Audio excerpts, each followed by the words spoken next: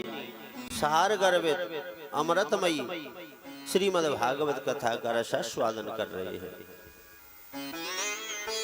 श्रीमद् भागवत जी अमृतमयी है। जिस जीव ने, जिस प्राणी ने इस भागवत जी को अपने जीवन में उतार लिया, उसका जीवन अमृत में हो जाता है, भक्ति में हो जाता है।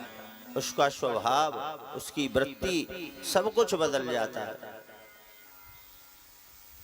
संत ऐसा कहते हैं कि जीवन में अगर 3 चीजें ऐसी आ जाएं, उनके आने से क्या होता है, पूरा जीवन अमृत में हो जाता है। वह 3 तत्व कौन कौन से हैं?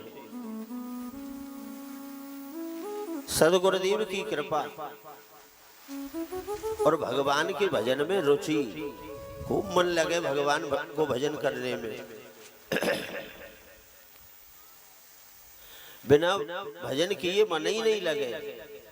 भगवान के भजन में रुचि है जाए, गुरुजी की कृपा है जाए, और तीसरे भगवान की कथान में प्रीति बढ़ जाए, लालसा है जाए भगवान की कथा सुनने के लिए, श्रवण करने के लिए।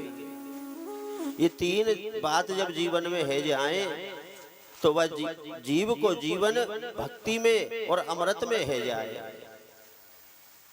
देखो मीराबाई ने जहर पी लियो, विष को पान कियो मीराबाई ने, और मीराबाई उस विष की पान करने के बाद भी जीवित रही, मरी नहीं। तो सब पहुंच गए मीराबाई के पास। मीराबाई, आपने विष को पान कियो?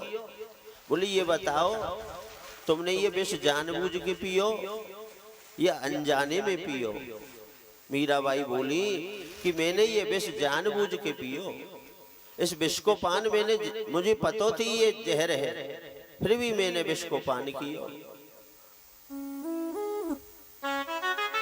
अरे तुमको जब पता थी ये कि विष है, फिर आपने इस विष को पान क्यों किया?